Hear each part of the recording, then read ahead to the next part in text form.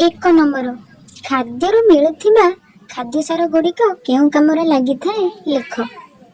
କ କାର୍ଯ୍ୟ କରିବାକୁ ଶକ୍ତି ଦିଏ ଶ୍ୱେତସାର। ଖ ଶରୀରର ବୃଦ୍ଧି କରେ ପୁଷ୍ଟିସାର। ଗ ରୋଗକୁ ପ୍ରତିରୋଧ କରିବାରେ ସାହାଯ୍ୟ କରେ ଜୀବସାର। ଘ ଦାନ୍ତ ହାଡ଼ ଓ ରକ୍ତ ଗଠନରେ ସାହାଯ୍ୟ କରେ ଧାତୁସାର। ଙ ଶରୀର ଗଠନରେ ମୁଖ୍ୟ ଭୂମିକା ନେଇଥାଏ ପୁଷ୍ଟିସାର। 2 ନମ୍ବର ତଳେ ଦିଆଯାଇଥିବା କୋଠରୀରେ ନିମ୍ନଲିଖିତ ଖାଦ୍ୟ ଗୁଡ଼ିକୁ ସଜାଇ ଲେଖ।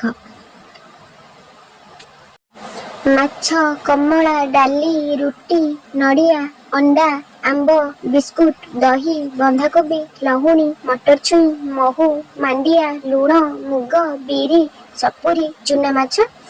ଏଗୁଡ଼ା ମଧ୍ୟରୁ କିଏ ଶ୍ୱେତସାର, ସ୍ନେହସାର, ପୁଷ୍ଟିସାର, ଧାତବ ଲବଣ, ଜୀବସାର ଏଗୁଡ଼ା ଆମେ ବାଛିକିରି ଏ ସାରଣୀ ମଧ୍ୟରେ ଲେଖିବା। ପ୍ରଥମେ ଦେଖିବା ଶ୍ୱେତସାର। ଶ୍ୱେତସାର ଜାତୀୟ ଖାଦ୍ୟ ହେଲା ରୁଟି, ବିସ୍କୁଟ, ମହୁ, ମାଣ୍ଡିଆ। ଆଉ ହେଲା ସ୍ନେହସାର। ସ୍ନେହସାର ହେଲା ନଡ଼ିଆ, ଲହୁଣୀ।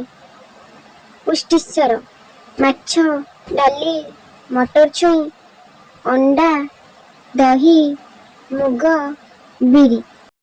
ଧାତବ ଲବଣ ଲୁଣ, ଚୁନା ମାଛ। ତାପରେ ରହିଲା ଜୀବସାର। ଜୀବସାର ହେଲା ଆମ୍ବ,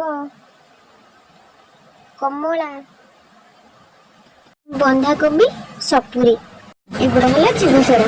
ତାପରେ ଆସିଲା 3 ନମ୍ବର କଣ ହେବ ଲେଖ। କ ଜୀବସାର ଜାତୀୟ ଖାଦ୍ୟ ନ ଖାଇଲେ।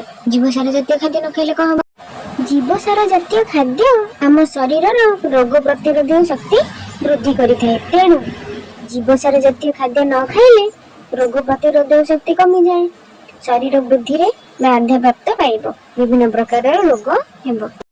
ତାପରେ ଆସିଲା ଖ ଶ୍ୱେତସାର ଜାତୀୟ ଖାଦ୍ୟ ଖାଇବା ବନ୍ଦ କରିଦେଲେ। ଶ୍ୱେତସାର ଜାତୀୟ ଖାଦ୍ୟ ଖାଇବା ବନ୍ଦ କରିଦେଲେ କଣ ହେବ? ଶ୍ୱେତସାର ଜାତୀୟ ଖାଦ୍ୟ ଆମ ଶରୀରକୁ ଶକ୍ତି ଯୋଗାଇଥାଏ। ତେଣୁ ଶ୍ୱେତସାର ଜାତୀୟ ଖାଦ୍ୟ ଖାଇବା ବନ୍ଦ କରିଦେଲେ ଆମେ ଦୁର୍ବଳ ହୋଇଯିବା। କୌଣସି କାର୍ଯ୍ୟ କରିବାକୁ ଇଚ୍ଛା ହେବ ନାହିଁ। 4 ନମ୍ବର କେଉଁ ପ୍ରକାର ଖାଦ୍ୟକୁ ସୁଷମ ଖାଦ୍ୟ କୁହନ୍ତି?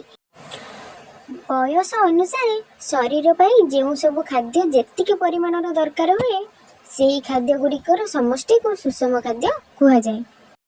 5 ନମ୍ବର ତୁମେ ଖାଉଥିବା ସମସ୍ତ ଖାଦ୍ୟ ପଦାର୍ଥର ତାଲିକା ତିଆରି କର। ସେହି ଖାଦ୍ୟ ଗୁଡ଼ିକୁ କେଉଁ କେଉଁ ଖାଦ୍ୟସାର ମିଳିଥାଏ ଲେଖ। ଗୋଟେ ସାରଣୀ ଦେଖିପାରୁଥିବ।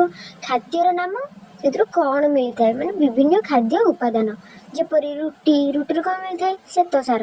ସେହିପରି ଆମେ ଲେଖିବା ଲହୁଣୀ, ଅଣ୍ଡା କେଶରରୁ ସ୍ନେହସାର, ମାଛ, ମାଂସ, ଅଣ୍ଡାରୁ ପୁଷ୍ଟିସାର, ଶାଗ, ଗଜାମୁଗ ଏଥିରୁ ଜୀବସାର, ଚୁନା ମାଛ, ଲୁଣରୁ ଧାତୁସାର, କନ୍ଦମୂଳ, କଦଳୀ ଶ୍ୱେତସାର। 6 ନମ୍ବର ପୁଷ୍ଟିସାର ଯୁକ୍ତ ଖାଦ୍ୟ ଆମ ପାଇଁ କାହିଁକି ଦରକାର? ପୁଷ୍ଟିସାର ଜାତୀୟ ଖାଦ୍ୟ ଆମ ପାଇଁ ଅତ୍ୟନ୍ତ ଆବଶ୍ୟକ, କାରଣ ଏହା ଆମ ଶରୀର ଗଠନରେ ମୁଖ୍ୟ ଭୂମିକା ନେଇଥାଏ। ନଖ, ଚର୍ମ, ବାଳ, ସ୍ନାୟୁ ବଢ଼ାଇଥାଏ। ଶରୀରର କ୍ଷୟ ପୂରଣ କରିଥାଏ। 7 ନମ୍ବର ନିମ୍ନଲିଖିତ ଖାଦ୍ୟ ଗୁଡ଼ିକ ମଧ୍ୟରୁ କେଉଁଟି ଅନ୍ୟଠାରୁ ଭିନ୍ନ ଓ କାହିଁକି ଲେଖ। କ ଭାତ, ରୁଟି, ଚୁଡ଼ା ଓ ଡାଲି। ଏମାନଙ୍କ ଭିତରୁ ଅଲଗା ହେଲା ଡାଲି, କାରଣ ଏହା ପୁଷ୍ଟିସାର ଜାତୀୟ ଖାଦ୍ୟ, ମାତ୍ର ଅନ୍ୟ ଗୁଡ଼ିକ ଶ୍ୱେତସାର ଜାତୀୟ। ଖ ଚିନାବାଦାମ, ସୋୟାବିନ୍ ତେଲ, ଘିଅ ଏଥିରୁ ସୋୟାବିନ୍ଟା ଅଲଗା, ଏହା ପୁଷ୍ଟିସାର ଜାତୀୟ ଖାଦ୍ୟ, ମାତ୍ର ଅନ୍ୟ ଗୁଡ଼ିକ ସ୍ନେହସାର ଜାତୀୟ। ଗ ପିଜୁଳି, ଅଁଳା, କ୍ଷୀର, କଞ୍ଚା ଲଙ୍କା ଏଥିରୁ ଅଲଗା ହେଲା କ୍ଷୀର, ଏହା ଏକ ସୁଷମ ଖାଦ୍ୟ, ମାତ୍ର ଅନ୍ୟ ଗୁଡ଼ିକ ଜୀବସାର ଜାତୀୟ ଖାଦ୍ୟ। 8 ନମ୍ବର ଶିଶୁ ପାଇଁ କ୍ଷୀର ଏକ ସୁଷମ ଖାଦ୍ୟ, କାହିଁକି ଲେଖ। କାରଣ କ୍ଷୀରରେ ସମସ୍ତ ପ୍ରକାରର ଖାଦ୍ୟସାର ଉପଯୁକ୍ତ ପରିମାଣରେ ଥାଏ। ତେଣୁ ଶିଶୁ ପାଇଁ କ୍ଷୀର ଏକ ପ୍ରକାରର ସୁଷମ ଖାଦ୍ୟ।